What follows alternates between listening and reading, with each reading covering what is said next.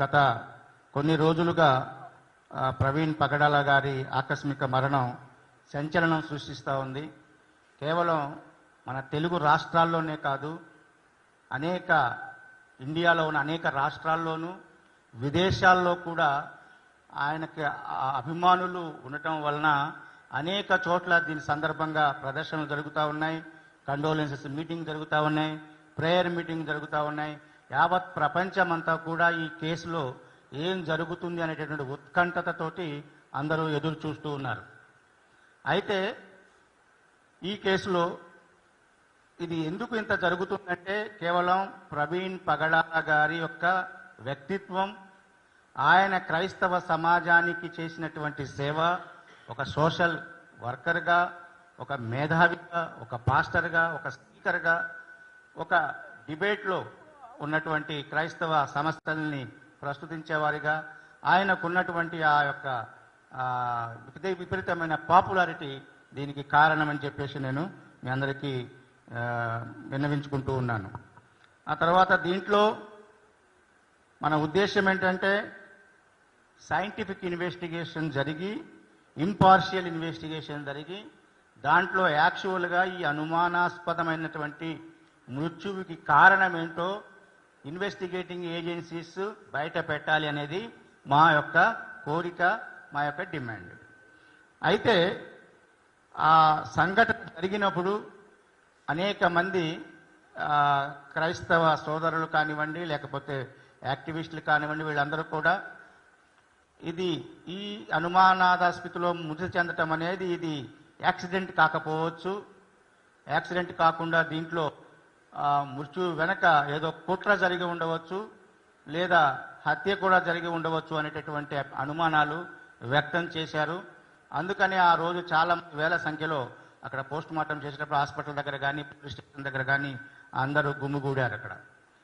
ఎందుకంటే దీనికి కారణం బ్యాక్గ్రౌండ్ ఏంటంటే ఈ మధ్య కాలంలో క్రైస్తవుల మీద, క్రైస్తవ చర్చీల మీద, క్రైస్తవ ప్రాపర్టీల మీద అనూహ్యంగా దాడులు పెరుగుతూ వస్తూ ఉన్నాయి. అంతేకాకుండా ఆయనను వ్యక్తిగతంగా కొంతమంది చంపుతామని బెదిరించినట్టుగా కూడా సోషల్ మీడియాలో వచ్చింది. కాబట్టి ఆయన ఎవరైనా టార్గెట్ చేసి ఆయన హత్య చేసి ఉంటారేమో అన్నటువంటి అనుమానంతో అందరూ కూడా అలా క్యూరియాసిటీ తోటి అక్కడికి రావటం జరిగింది. అయితే పోలీసులు ఆ రోజు, అంటే అది 24 రాత్రి 11:42 తర్వాత ఈ సంఘటన జరిగినట్టుగా తెలుస్తూ ఉంది సీసీటీవీ ఫుటేజీల ద్వారా. అయితే పోలీసులకి మరుసటి దినం 8:45 ప్రాంతంలో 112 వారికి సూచన అందటం, ఆ తర్వాత పోలీసులు రావటం, అక్కడ ఘటనా స్థలాన్ని చూడటం, ఆ తర్వాత అక్కడ డెడ్ బాడీని అవన్నీ తీసుకొని వెళ్ళటం అన్నీ జరిగినాయి. ఇది మామూలుగా పోలీసు వారు చేసే ప్రక్రియ అంతా కూడా జరిగింది. అయితే సోషల్ మీడియా వేదికగా అనేక మంది అనేకమైన అనుమానాలు వ్యక్తం చేస్తూ ఉన్న సందర్భంలో ఎస్పీ గారు, కలెక్టర్ గారు అక్కడ ప్రతిస్పందించి, ఈ లోపల ముఖ్యమంత్రి గారు, ఆ తర్వాత ఇంకా ముఖ్యమంత్రి గారు ముఖ్యంగా ప్రతిస్పందించి డీజీపీ గారికి చెప్పటం, ఎస్పీ గారు కూడా వెంటనే ఒక స్పెషల్ ఇన్వెస్టిగేటివ్ టీంని ఏర్పాటు చేయటం, అలాగే ఇంక్వెస్ట్ ఒక ఎగ్జిక్యూటివ్ మ్యాజిస్ట్రేట్ యొక్క పర్యవేక్షణలో ఆయన అక్కడ ఉన్నప్పుడు ఆయన ముందు అది జరగటం, ఆ తరువాత పోస్ట్ మార్టానికి కూడా ఒక టీమ్ ఆఫ్ డాక్టర్స్ని అపాయింట్ చేయటం, ఆ టీమ్ ఆఫ్ డాక్టర్స్ చేయడమే కాకుండా జరిగే ప్రాసెస్ అంతా, పోస్ట్ మార్టం ప్రాసెస్ అంతా కూడా ట్రాన్స్పరెంట్గా ఉండటం కోసం వీడియో కెమెరాలో దాన్ని రికార్డ్ చేస్తూ తీసుకోవటం, ఈ క్రిస్టియన్ అంటే విక్టిమ్ తరపున ఉన్నటువంటి వాళ్ళను కూడా అక్కడ ఉండటానికి పిలవటం, ఇవన్నీ కూడా జరిగినాయి. దాంతో నిష్పక్షంగా ఇన్వెస్టిగేషన్ కోరుతున్నటువంటి క్రైస్తవ లీడర్స్ అంతా కూడా సరైనటువంటి ఇన్వెస్టిగేషన్ ప్రాసెస్ జరుగుతుందని చెప్పేసి మేము ఆశించాం. అయితే అనుమానించట్లేదు ఇప్పుడు కూడా. ఆ తర్వాత ఎస్పీ గారు కానివ్వండి, ఐజీ గారు కానివ్వండి, ఒక ప్రెస్ కాన్ఫరెన్స్ అక్కడ రాజమండ్రిలో పెట్టి వాళ్ళు కొన్ని సీసీటీవీ ఫుటేజీలను 2-3 రోజుల్లో వాళ్ళు కలెక్ట్ చేసిన సీసీటీవీ ఫుటేజీలని, షార్ట్ పిఎం రిపోర్ట్ని చెప్పుతూ వారు కొన్ని ఇవన్నీ చెప్పారు. ఇది ఫైనల్ కాదు, మాకు ఇంకా ఒక నిర్ధారణకు మేము రాలేదు. కారణం ఏంటనేది దీంట్లో ఇంకా ఫుల్ పోస్ట్ మార్టం రిపోర్టు రావలసి ఉంది. అలాగే ఇంకా సీసీటీవీ ఫుటేజీలు కూడా మాకు ఆ దారి మొత్తంలో తీసాం, కానీ విజయవాడలో తీయవలసినటువంటి ఒక 3-4 గ్యాప్ అక్కడ ఉంది. అది ఎక్కడ ఉన్నారనేది విజయవాడలో సీసీటీవీ ఫుటేజీలు మేము కలెక్ట్ చేయాలి అని చెప్పారు. అది మేము కలెక్ట్ చేస్తున్నాం. ఇవన్నీ రాగానే మరొకసారి మేము ప్రెస్ మీట్ పెట్టి మేము విషయాలన్నీ కూడా ప్రెస్ ముందుకు ప్రజలకు తీసుకెళ్తాము అని చెప్పారు. అది చెప్పినటువంటి మరుసటి రోజునే మనం చూస్తూ ఉన్నాం, అనేక సీసీటీవీ ఫుటేజ్ యొక్క వీడియోస్ వైరల్ అయినాయి సోషల్ మీడియాలో.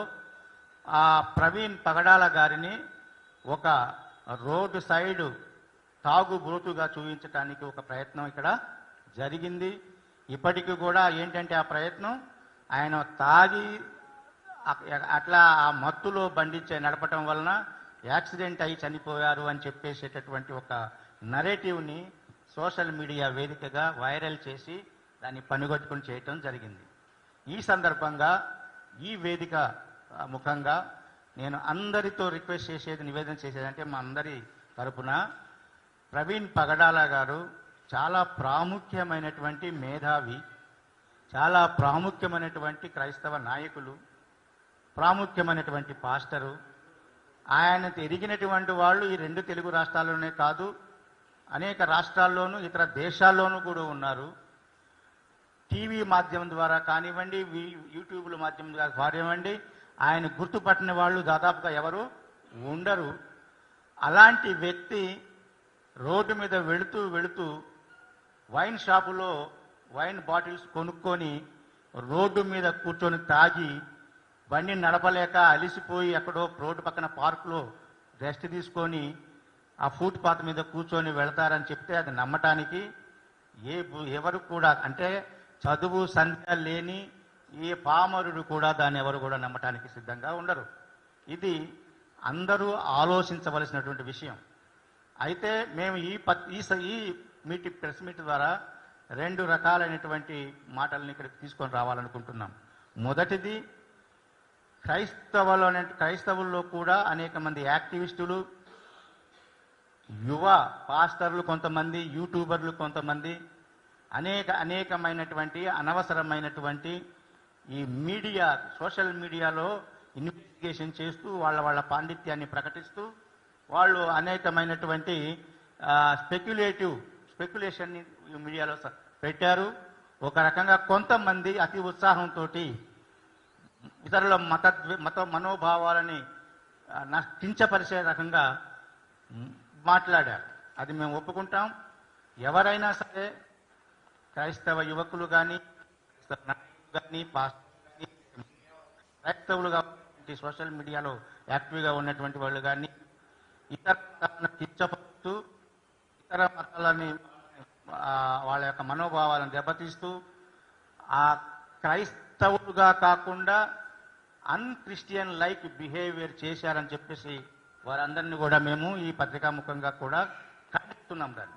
దాన్ని మేము ఏమాత్రం కూడా సమర్థించలేదు. అయితే ప్రవీణ్ పగడాల మృత్యు వెనుక హత్య ఉందేమో అని అనుకుని అనుమానాన్ని వ్యక్తం చేస్తున్న సామాన్య క్రైస్తవుడి మనోభావాలను కూడా మేము గౌరవిస్తున్నాం. ఎందుకంటే మీద ఉన్న అభిమానం కొద్దీ జరిగినటువంటి సంఘటన, దాని వెనుక ఉన్నటువంటి అనేకమైనటువంటి సందర్భాలు, జరుగుతున్నటువంటి విషయాలు, వీటన్నిటి బ్యాక్గ్రౌండ్లో నమ్ముతారు. అలాంటి అనుమానం అవకాశం ఉంది. దాన్ని బట్టి దాన్ని క్లియర్గా ఇన్వెస్టిగేట్ చేయాల్సినటువంటి బాధ్యత పోలీసులకు ఉంది.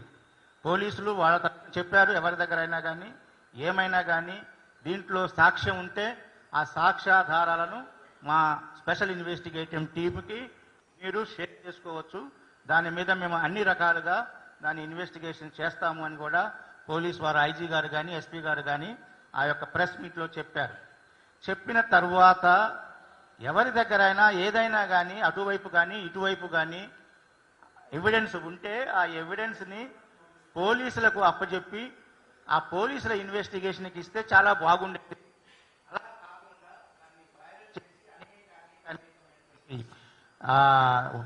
వాళ్ళు చెబుతున్నటువంటి ఆ సీసీటీవీ ఫుటేజీలని వైరల్ చేసి ఒక రకంగా ప్రవీణ్ పగడాల గారిని ఆయన యొక్క క్యారెక్టర్ అసాసినేషన్ చేయటం జరిగింది.